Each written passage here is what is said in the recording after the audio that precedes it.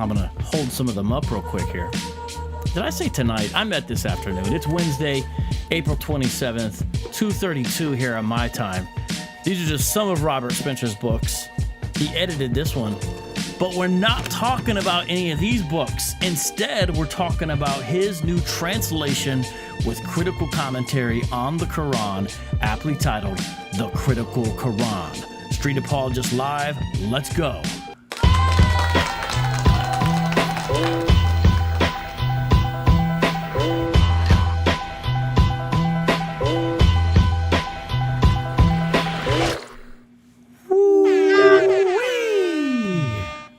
Welcome to Street Apologetics Live.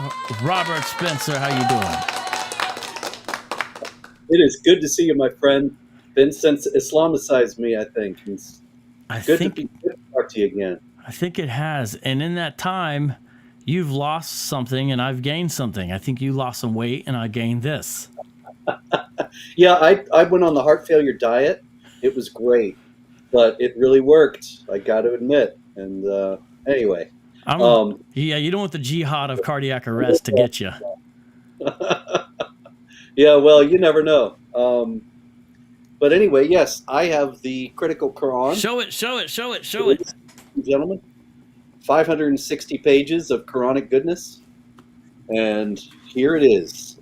Available in May, just a few days, May 3rd, but available now for pre-order at Amazon, at Barnes & Noble, and anywhere books are sold. As well as through one of your websites, correct? Yeah, well, actually, not directly through the websites. I just have Amazon links there. Okay, understood. And now, we all just Amazon, but what can we do when we are faced with such a powerful monopoly and just hope that one day somebody will break its power? But until then, buy the book. Yes, exactly. The Critical Quran by Robert Spencer.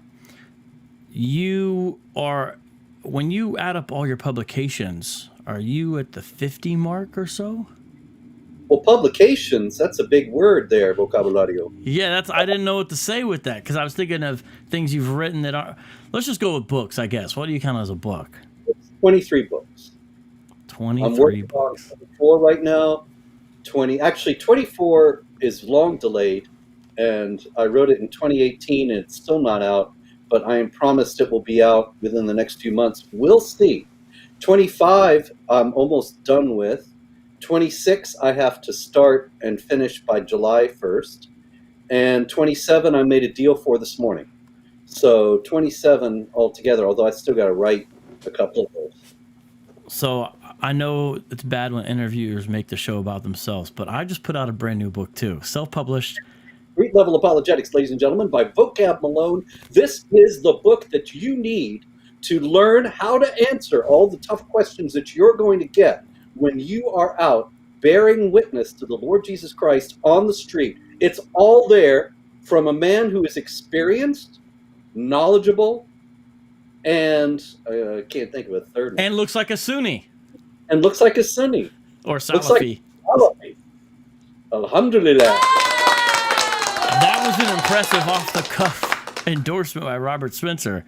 But I'm not just saying this. I need to pay you some kind of consulting fee, get about 15 minutes of your time, and ask how do you put out books so much? Because I've learned a little bit, but I know people could learn a lot from you. If this anti-jihad thing doesn't work out for you, you could totally start a channel on how to do books. I'll give you the whole channel right now, the whole secret. And that is that you have to do it every day, and you have to have a certain amount you're going to do every day. And you're not allowed to get up until you do that. Now, how much you're going to do and whether you're going to take days off and all that, you got to figure that out. But every day that you have planned for work, and however much you say you're going to do, you have to do it. Like, for example, usually when I'm writing something that I know a whole lot about, and it's just a matter of gathering the material and putting it together, which is pretty much like what the Critical Quran was, then it's 2,000 words a day. And I got to do 2,000 words before I can get up. If it's 3 o'clock in the afternoon, hooray, I got the evening. If it's 6, if it's 9, if it's 1 a.m., it doesn't matter. but it has to be the 2,000 words. Okay, well, that's challenging and impressive and a good start. I'm gonna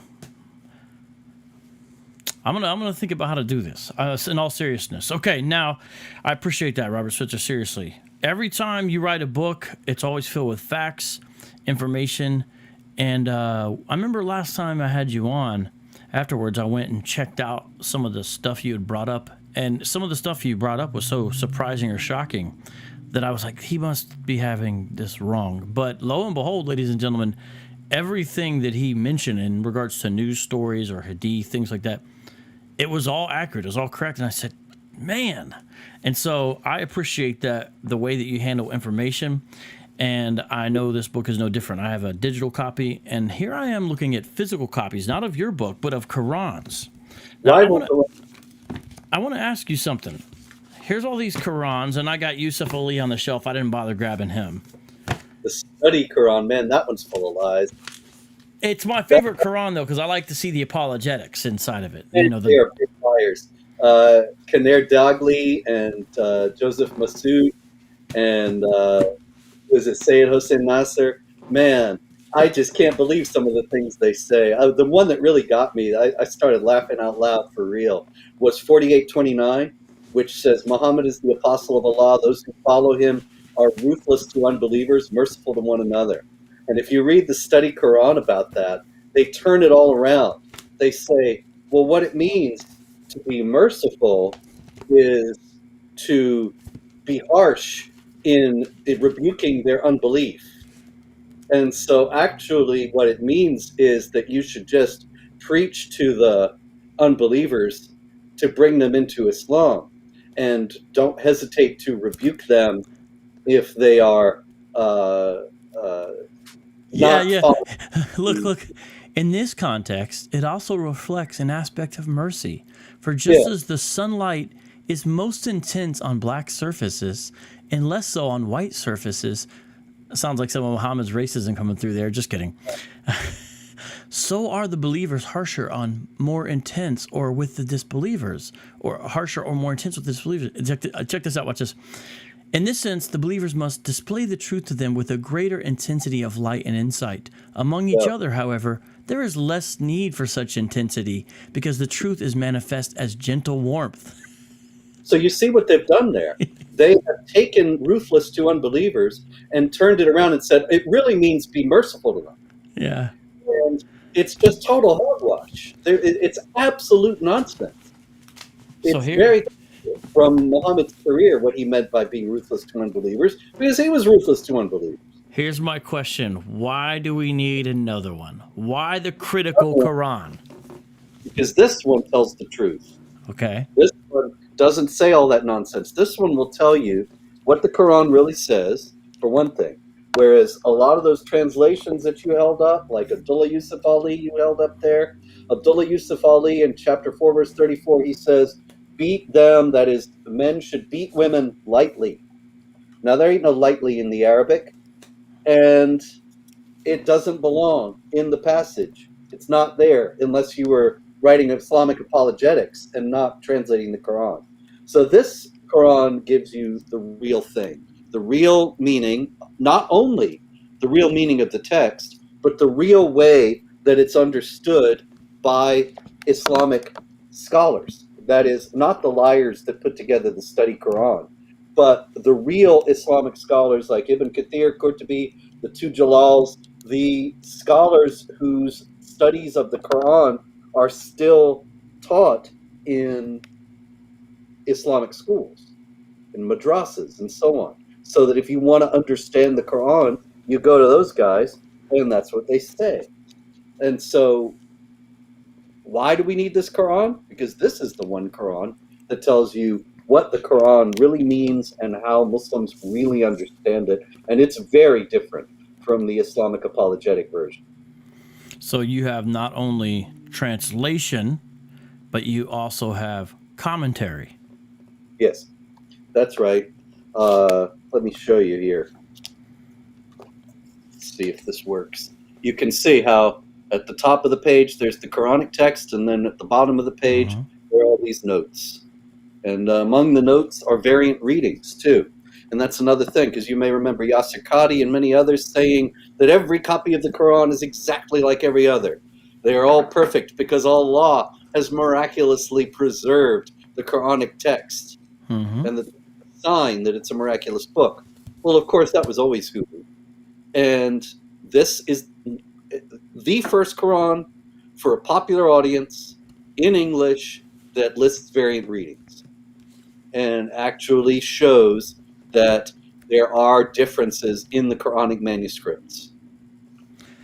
So I heard you talk about this, Robert, with Tony Costa. And to the audience, if you picked up, audience, a Greek New Testament and you looked on this part, the top part, you would have the Greek text of, say, 1 Corinthians. And then there's a little line like this.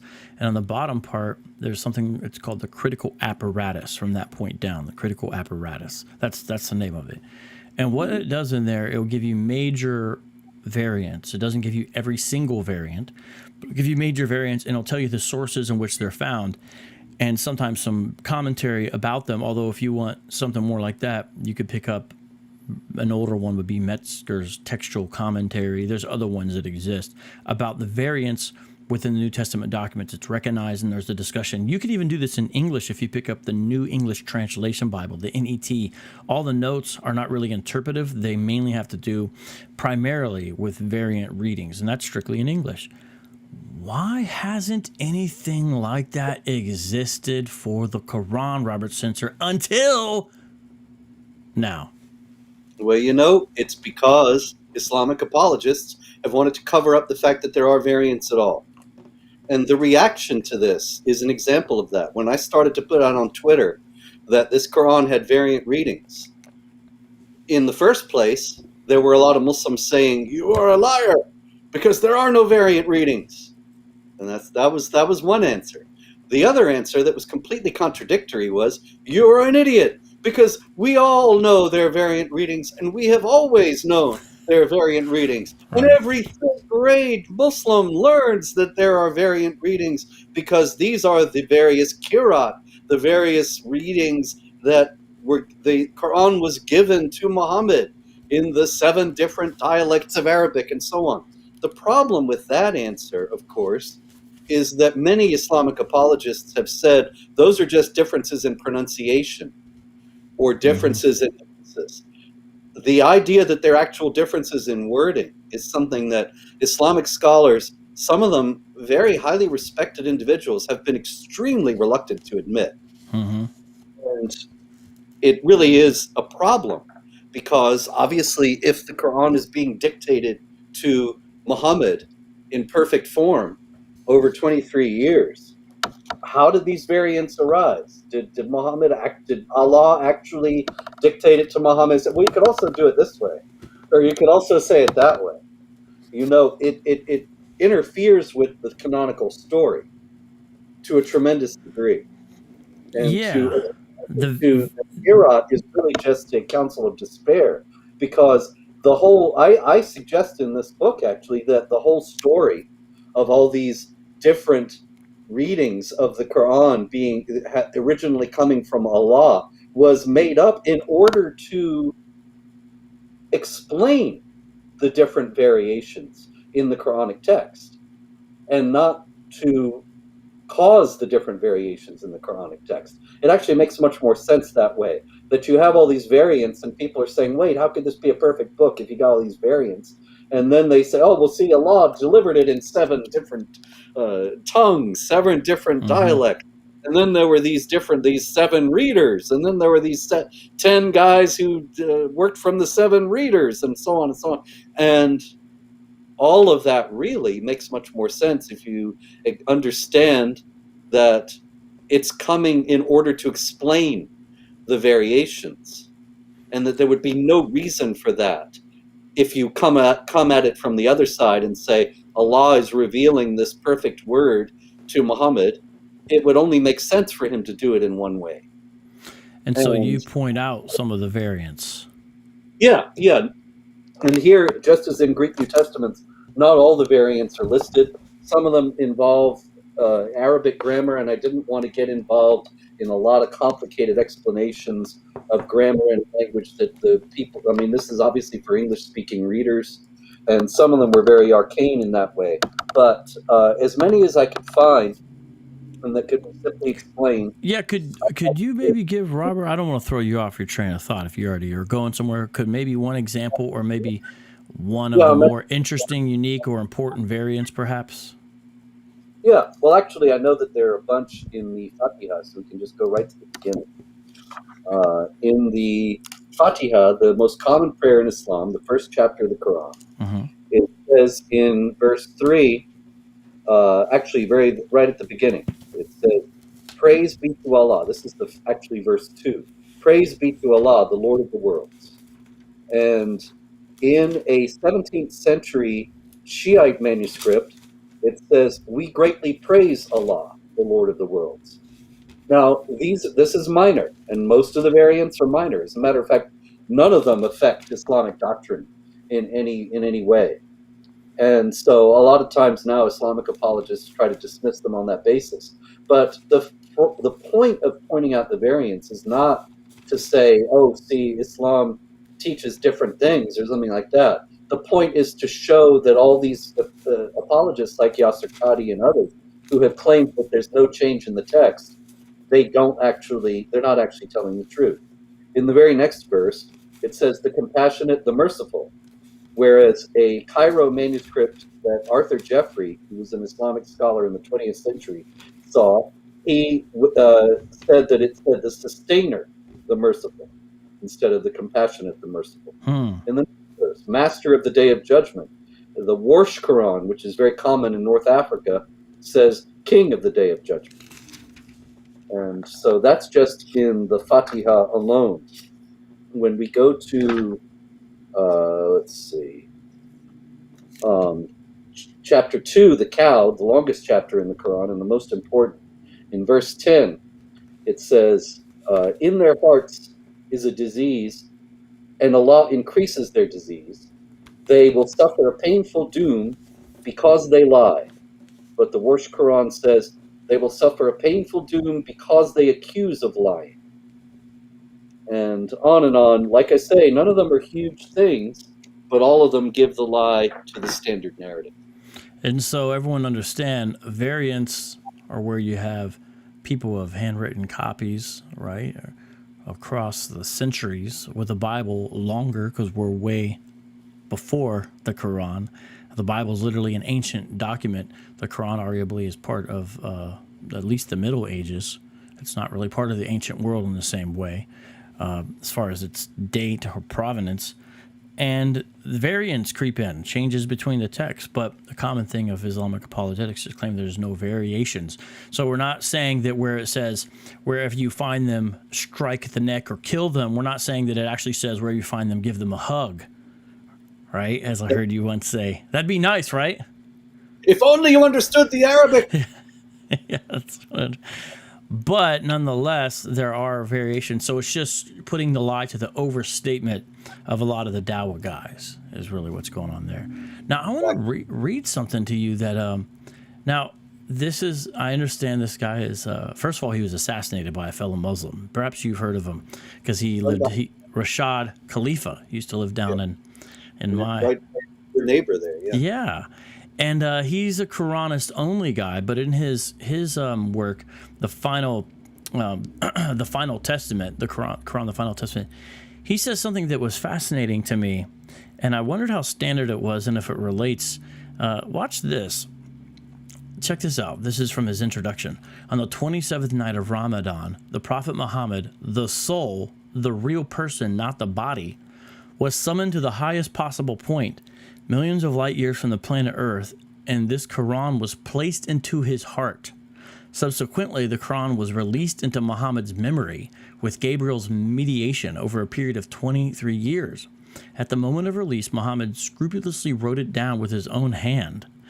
What Muhammad left was the complete Quran, written in chronological sequence of revelation, with detailed instructions for putting the revelations into the sequence decreed by God. During the rearrangement process, the scribes who idolized the prophet added 2 verses at the end of Surah 9, the last surah revealed in Medina.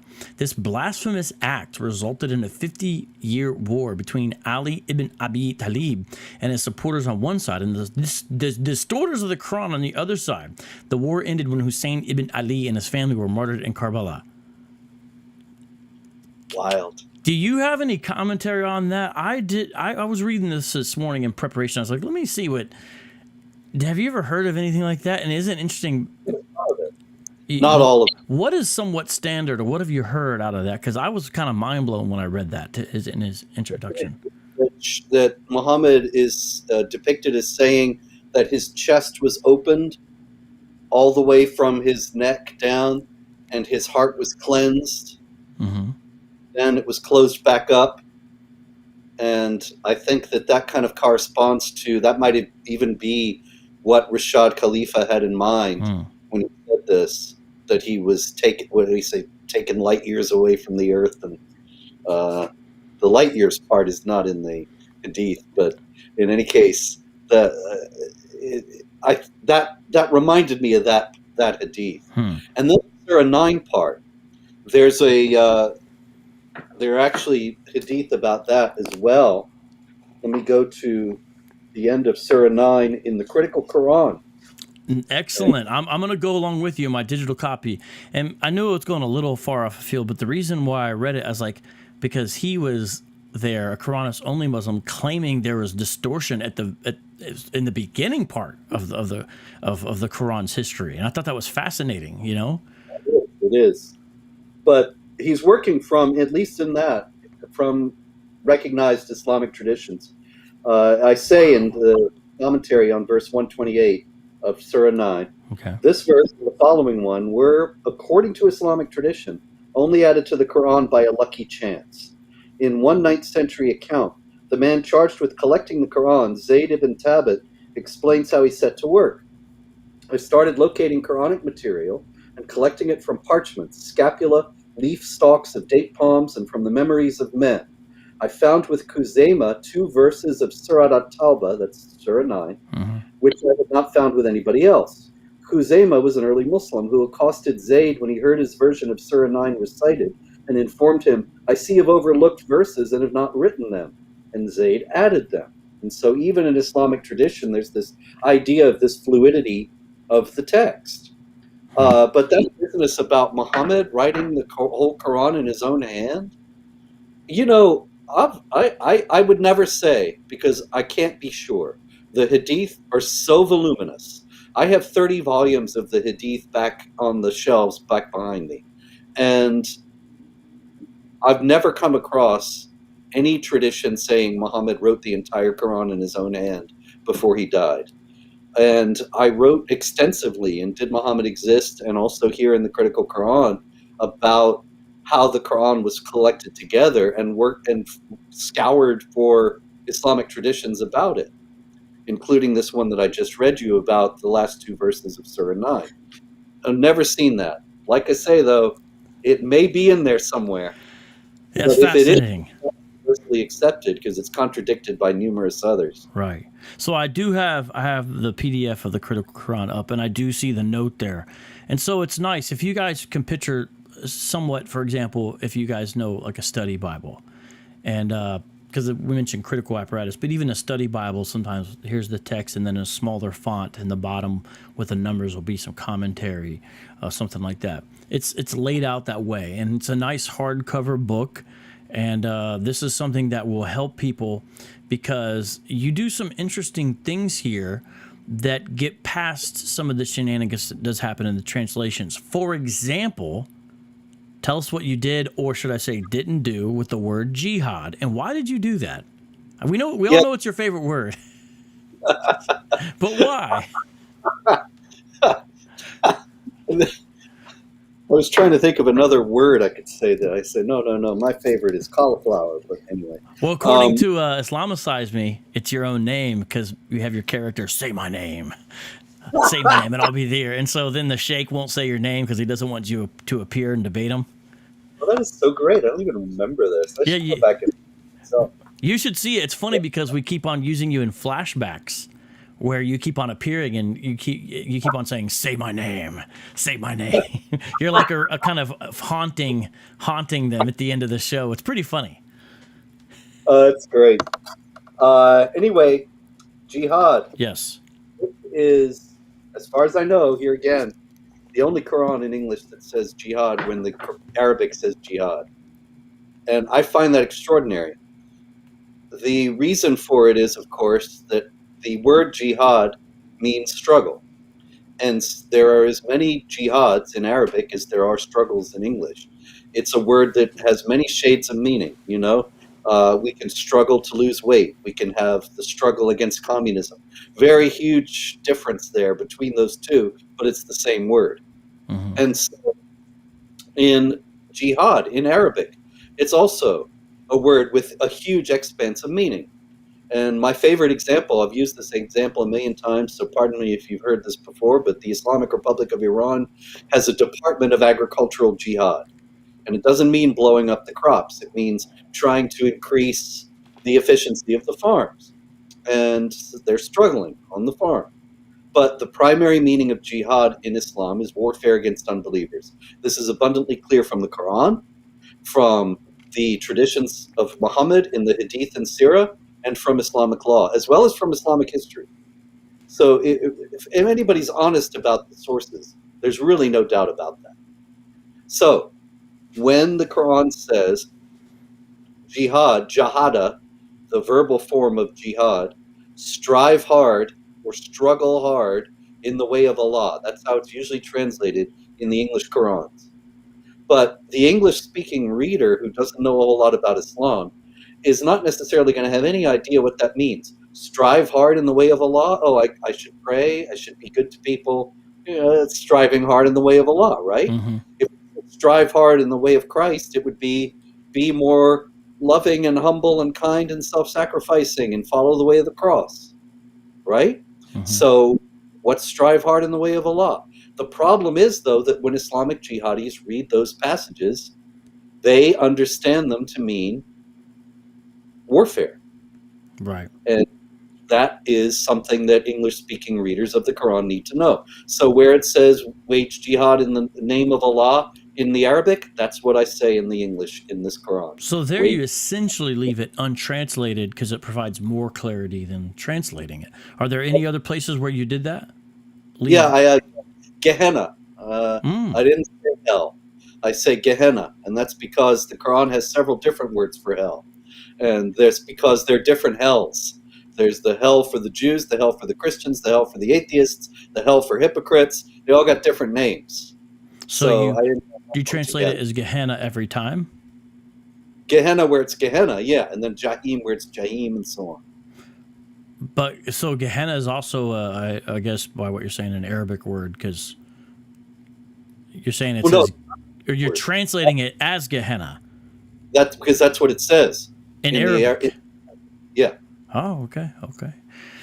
What do you think? Go ahead. You know, that Jesus uses that in the Gospels, and I think that that's a useful thing to know, that this is a word that is taken from the Christian and the Jewish traditions, and that there are other words that are used for hellfire in the Quran and so on. So that's glossed over in most English translations. Well, that's fascinating. As far as that, I guess we're getting there into non-Arabic words in the Arabic Quran. Are there any particular ones you point out that you think are important? Because isn't it sometimes claimed the Quran is supposed to be pure Arabic, but there's clearly loan words? Pure Arabic. But there are so many words, not only are there non-Arabic words in the Quran, but there are also many words that don't even mean anything that we know of. And the Islamic scholars and Islamic tradition have assigned these words a meaning. And the meaning is basically arbitrary. So it's sort of a communal guess that's been passed down, but you're saying we're not actually sort of on a strong lexical foundation here. Yeah, like for example this. In Surah 112, verse 2, it says, Allah as-samad. So I kept it, as-samad, because nobody knows what as-samad means. if you read most Qurans, it'll say the eternal, but they just decided that it meant the eternal. It was an arbitrary thing. And the note says, according to Bell, Richard Bell, who's an Islamic scholar. Oh, like Allah, the eternal refuge? Yeah. Okay. Most scholars translate as-samad as the eternal. But then Bell says, but no satisfactory derivation of the word in this sense has been suggested. Arab commentators take the word as meaning the one to whom recourse is had, the chief. The Semitic root, SMD, seems to mean to bind together. The undivided might be a better meaning. And then I know Tabari, who is, of course, a famous Islamic commentator in the early days, historian and commentator on the Quran, says Tabari offers a variety of meanings for the word, including the one who is not hollow, who does not eat or drink, the one from whom nothing comes out, which is which is a familiar Quranic designation, the one who does not beget and is not begotten. Franz Rosenthal, who's another philologist, says as-samad may be a Northwest Semitic religious term which may no longer have been properly understood by Muhammad himself. And then I add, or by the person or persons who actually compiled the Quran. Right. Because I don't believe Muhammad put this thing together.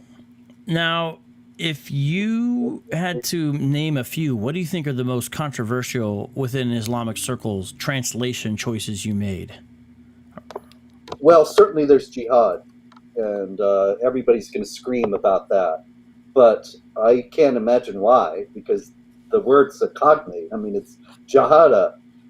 That's jihad. How can they say it's not jihad? So it'll be interesting to see the reaction to that. But I expected because it hasn't been done before, I expected a lot of people are going to be enraged about that. Also, they've already been enraged about chapter 33, verse 56, where I put it out on Twitter a few months ago. And man, the rage was titanic. It was a wonder to see. The rage was titanic. It was great. Over here, chapter 33, verse 56. Indeed, Allah and his angels pray for the prophet. Allah and his angels pray for the prophet. That's what the verse says. Yeah, what do you got there? What does it say? Yeah, this is that's what I was curious. This is in Sahih International. Indeed, Allah confers blessing upon the prophet and his angels ask him to do so. Yes. Okay, look. Allah, this is my note. Allah also prays for the believers at 2:157 and 33:43. This idea creates obvious theological problems, resulting in the claim that the verb in question, yusalluna, means blesses rather than praise. And that's exactly how you just noted, Sahih International translated, Allah blesses the prophet. However, there are traces in Islamic tradition of the idea that Allah does indeed pray. In the Hadith, Muhammad is depicted as saying, indeed, Allah, his angels, the inhabitants of the heavens and the earth, even the ant in his hole, even the fish, say salat, prayers, upon the one who teaches the people to do good. Now note, the word salat, very familiar word in Islam, the 5 daily salat, everybody knows the word, and what's the verb here? I gave it, yusalluna, praise. Right. It's really no question. It's just they don't want it to mean what it obviously means. And I go on to say, Allah Ibn Kathir relates another hadith that reinforces this. An early Muslim explains, Allah's salah, and that is prayer, is his praising him before the angels, and the salah of the angels is their supplication. So evidently Allah praises himself before the angels, but this would not constitute praying for the believers or the messenger. It is unclear whether these Quranic passages are evidence of a polytheistic source text, careless editing, or simple scribal error. That's the note. Do you think there's any parts of your Critical Quran, new book by Robert Spencer, which I encourage everyone to go order on Amazon, that Muslims will actually like? Well, no, because it's me, and they already don't like me. Let's say they didn't know, and someone read it to a certain kind of Muslim. Maybe you have you can pick out one of mine. Like maybe there's a part of Sunni or a Shia who like, and they read it and they go, "That sounds right. That's good." Well, I do have a lot of Shiite variants in here. Now, it has to be noted, however, that the Shiites themselves generally do not accept these as canonical. However, they came from somewhere. Right. I didn't know.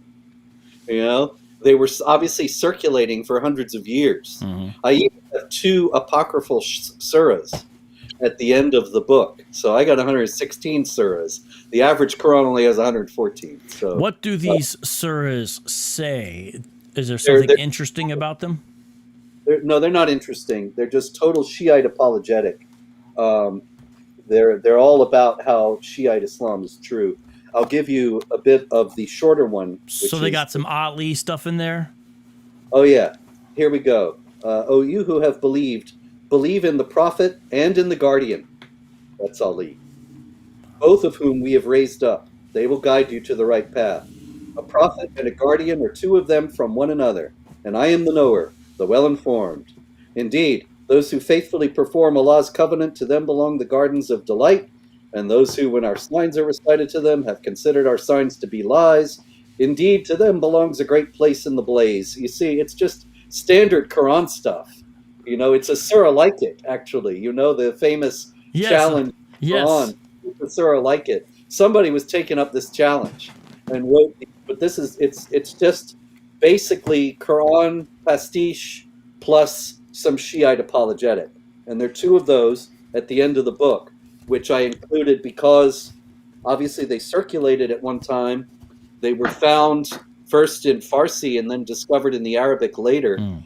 And they're evidence that there was fluidity in the Quranic text, at least when they were composed. Let me read from the Clear Quran, the Quranic challenge. Unlike any other scripture, the Quran poses a falsification test to those who challenge its authenticity, which over time was made easier and easier. The first challenge was to produce a similar book in Arabic. Next, the challenge was reduced to only 10 chapters. Finally, the challenge was to only produce 1 chapter similar to it. And despite the shortest chapter being only 10 words, none have been able to match it. The Quran also challenges readers to find contradictions. Some have attempted these challenges only to prove their inability to match the elegance and eloquence of the divine revelation, or their ignorance of the nuances of Arabic syntax and grammar.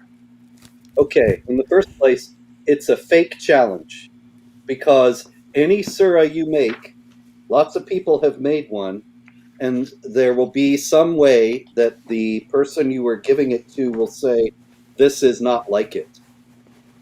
It's somehow not like it. There used to be, I'm sorry it's gone, a website. You may have seen it in the old days, surahlikeit.com.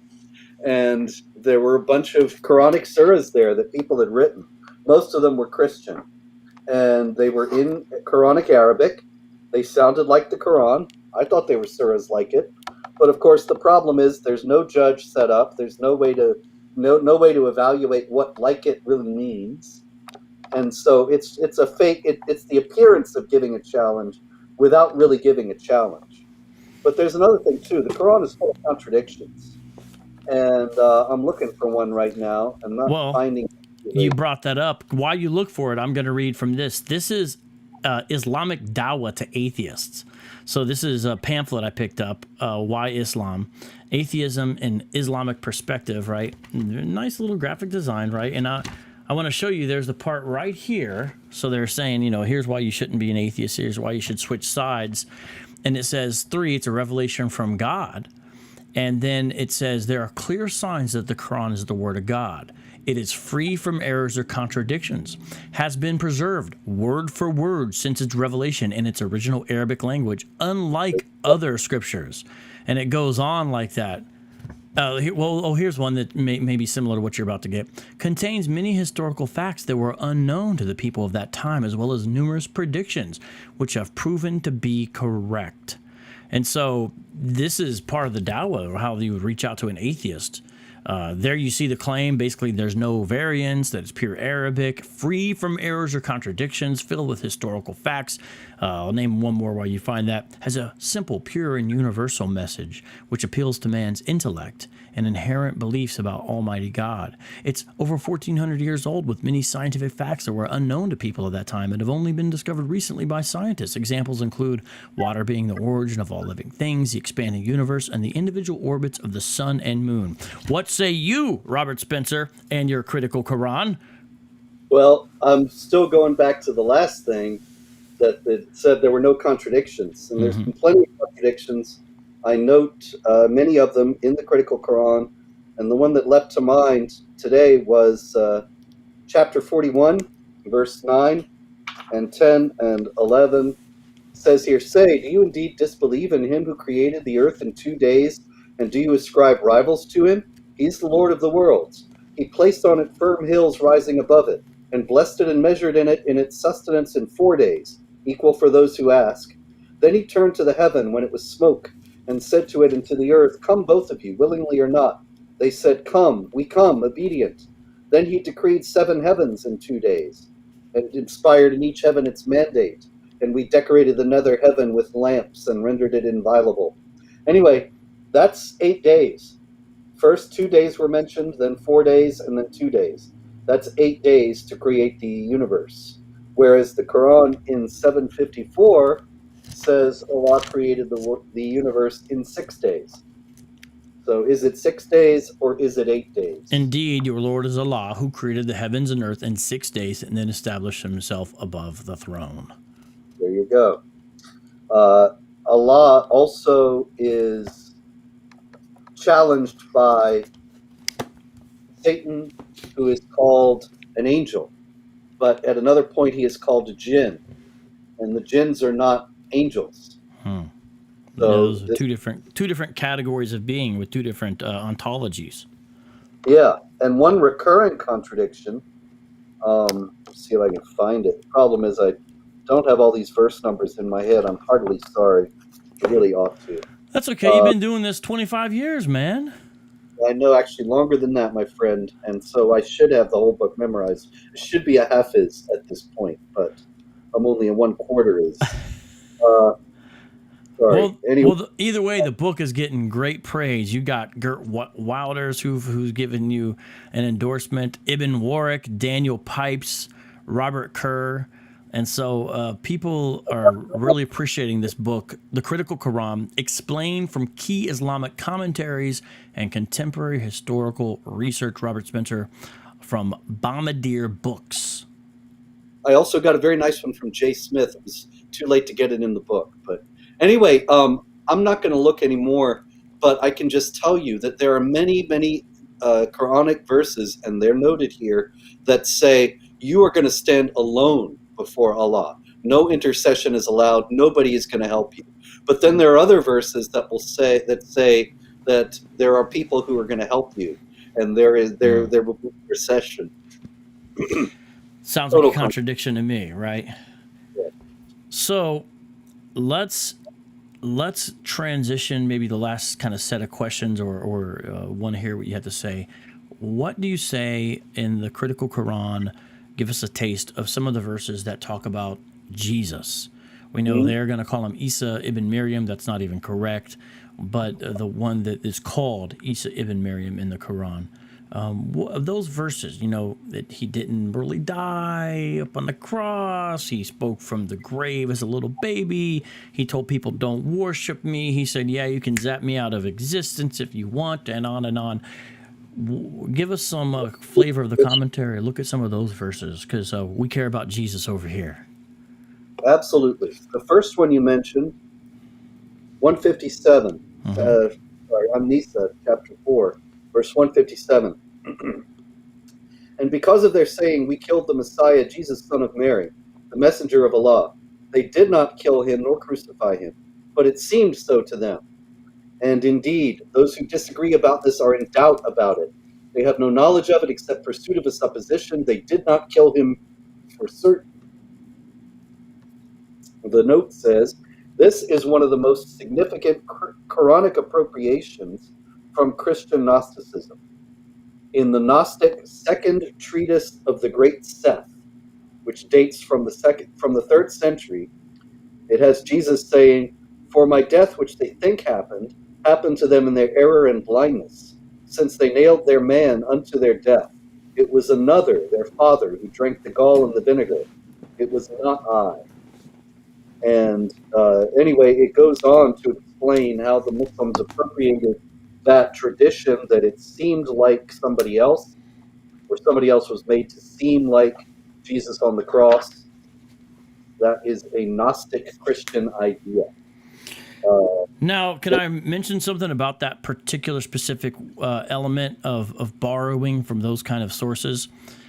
Before, this is a true story. I mean, it's strange to talk about stuff like this, but before Elton Simpson, who essentially was an ISIS terrorist and who tried to kill you in 2015 in Garland, Texas, and I met him and I knew him and I had conversations with him, and you are glad that you never met him. And in those conversations, I brought up the fact of borrowing from non-canonical Christian-like sources, especially Gnostic-type things, to him. And I gave him a few examples. And he went, but if it's true, who cares where it came from? That was his response was, well, it's true, so and he went on to essentially say that means it's ultimately still from Allah because of that. And so it's okay. And I pressed him further along the lines of, well, how do you know which elements that are from these like Gnostic sources, like the Infancy Gospel of Thomas or something like that? Which ones are true, which one are false? And he said, well, if it's in the Quran, then it's true. So commentary on the borrowing, and especially in regards to stories about Jesus from non-canonical sources. Well, in the first place, I got to say, Elton Simpson's response to you reminds me of Anjem Chowdhury, the famous imam in Britain, when I debated him about did Muhammad exist, and all he basically said was, of course Muhammad existed, it's in the Quran.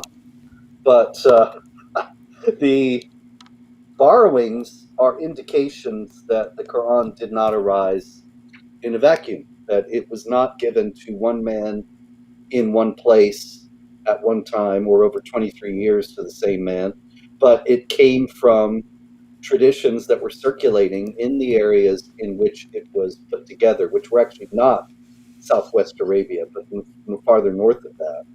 And it's only reasonable that people who were trying to put together a religious text would use existing material. And so they took what was useful to them from the earlier traditions and transmuted it and made it into what fits in the Quran. But of course, a lot of these borrowings don't even make any sense in themselves.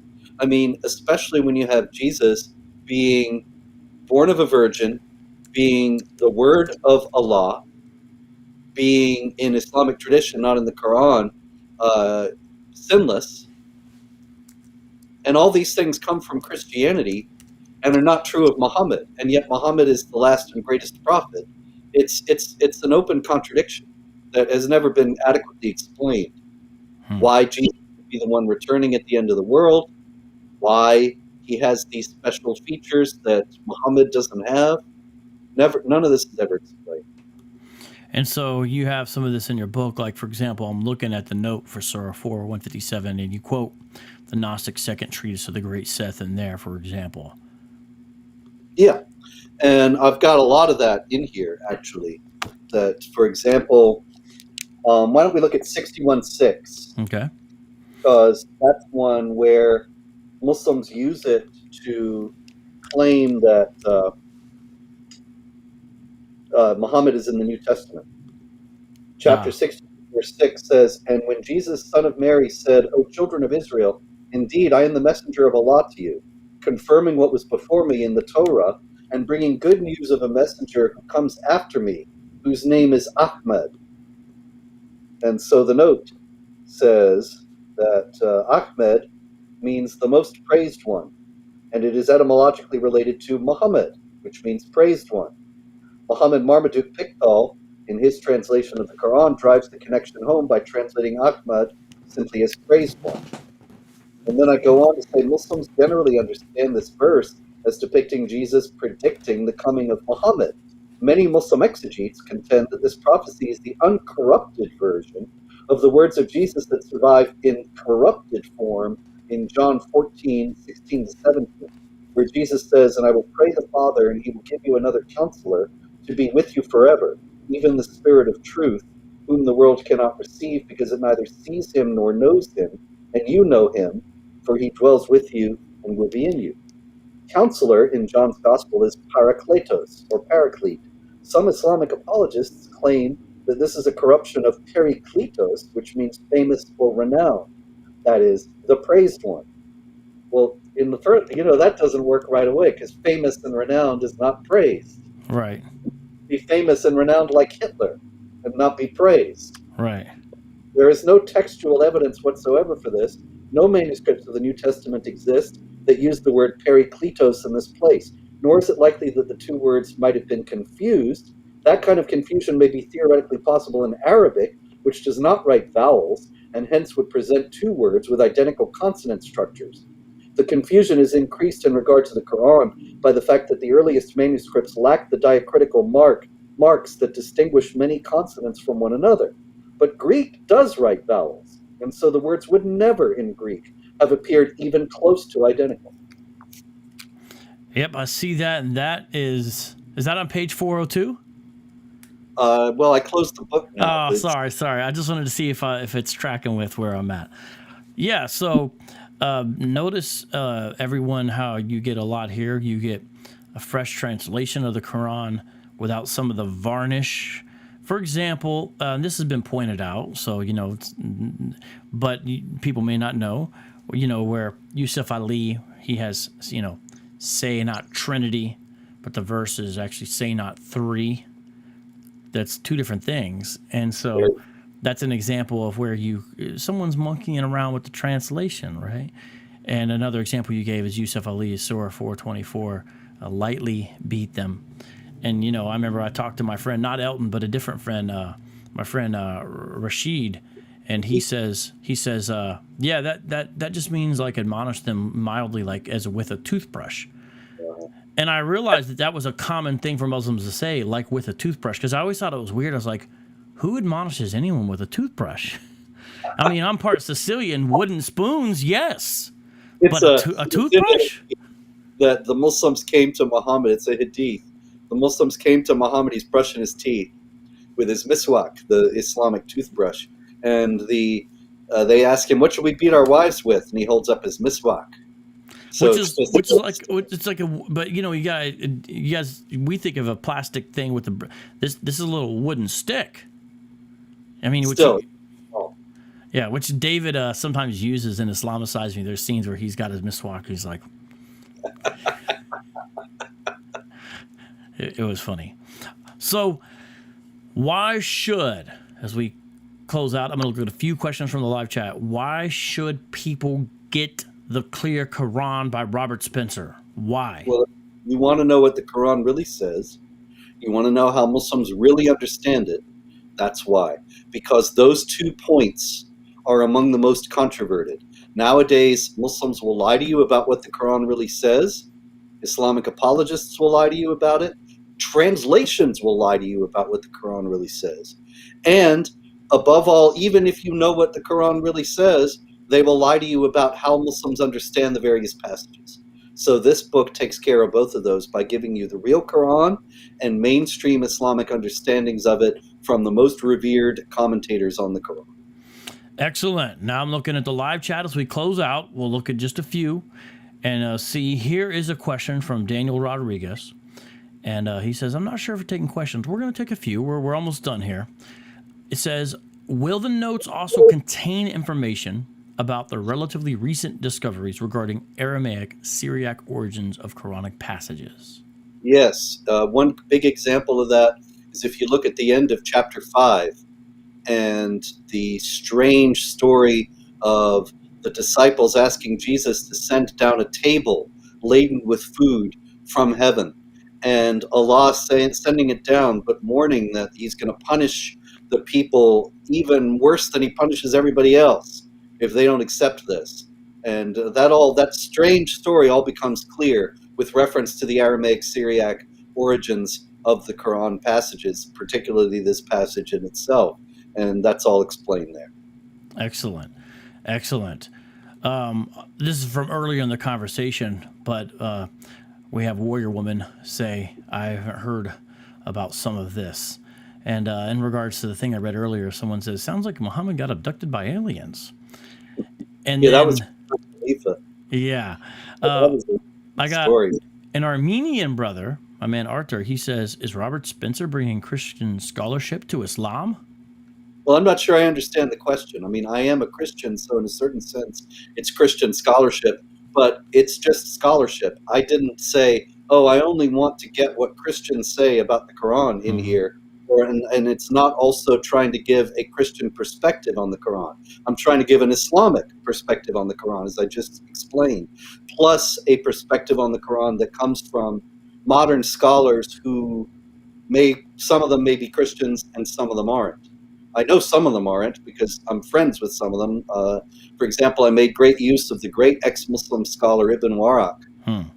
Made great use of his work, and he spoke very highly of this book, and he is an atheist. Well, you know, he needs to read this pamphlet right here. Mr. Green says it's critical that you all buy this Quran. Mr. Green, that's why they put you in the game of Clue. Yeah. And Nate points out that it's #1 in Qurans on Amazon right now.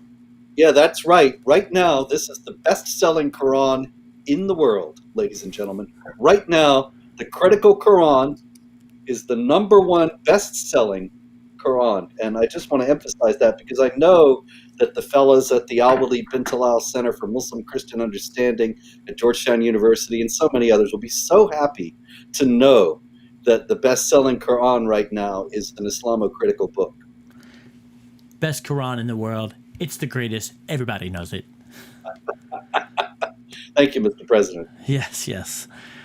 We got some great comments. And again, how do they order the Critical Quran? It's at Amazon. It's at Barnes & Noble. Anywhere that books are sold, you should be able to order it. There are, I believe, a few other online book ordering sources, and so it should be there at all of them. Excellent. And then a Warrior Woman says she can't wait until Hatun gets her hands on the new Quran. Do you think this will be helpful for Christian evangelists? Yeah, no doubt about it. I have no doubt about that whatsoever. I think it would be very helpful. I sent one to Jay Smith because I know where he is. I don't know where Hatun lives, but I'd be happy to send her a free copy. If anybody has her address, send it to me. I'll keep it a secret. I will destroy it immediately after sending the book, but I'd be happy to send one to her. Awesome, awesome. We have some great people in the live chat. Shout out to everyone on the live chat. Appreciate all the comments. We got some great comments, especially by Warrior Woman today. I'm going to look, see if there's any final comments before we get Robert out of here. Someone does want to know, is it available in places like Canada, outside the U.S.? Yeah, usually, though, it's going to be listed as unavailable, and then after it hits here, then it'll start to become available in other countries. I hope that won't take very long, but it should be available worldwide within the next few weeks. Excellent, excellent. Eduardo says, how literal is the Critical Quran? As literal as I could get. All right. Literal as you could get. And shout out to Karm, by the way. Shout out to Nate. Shout out to Dinu. Do you have anything to say about cats walking or not walking on the Quran in your critical commentary? Will a cat walk on your critical commentary? I think that's what people really want to know. Well, I think I'm going to have to get a cat over here, and we'll test. I really don't know whether a cat would walk on this one or not. It doesn't have the Arabic text, though, so probably cat is the problem. That's the key. That is the key. Okay. Well, thank you so much, Robert Spencer, very much. It's always a pleasure to have you on. I look forward to your other books coming out. And I'm gonna also say, hey, everyone, listen to his advice about writing. He's someone who knows what he's talking about. I'm gonna try to incorporate a version of that. It may not be 2,000 words a day, but I think it can be something. 500 words a day, 200 words a day, whatever you can do. Yeah. I mean, you got other things you got to do in the world. So set something that is manageable that you can do, and stick to it, and you'll be amazed how fast the book gets written. Excellent. And if people want to follow the things you do online on a regular basis, is that mainly at jihadwatch.org? Yep, and I'm at jihadwatchrs on Twitter. Okay, jihadwatchrs on Twitter as well. Well, I appreciate your time and everything else, and I look forward to receiving this. And I guess people also want to know, last question, can they get it signed somehow? Yeah, email me at director@jihadwatch.org, and we can work that out on an individual basis. All right. Awesome. Thank you very much, Robert. Have a beautiful day. I hope this book does well, and cheers to your continued health and safety and prolific fruitfulness. You too, my friend. Good to see you. All right. Nice talk. Yes, indeed. I'm going to send you that email as soon as we get off here. God bless. Peace out.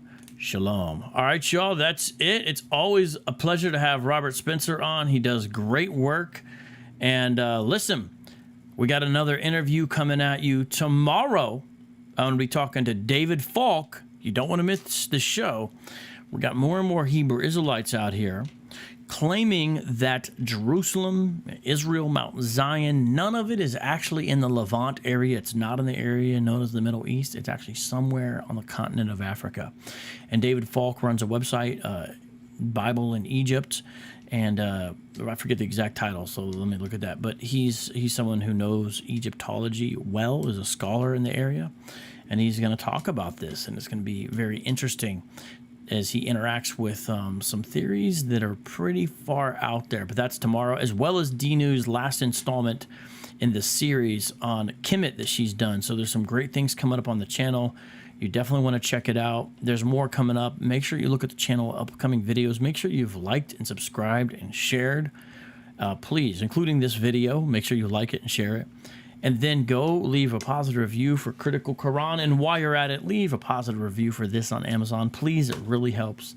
And with that, everybody, I'm going to say peace out. God bless. Shalom.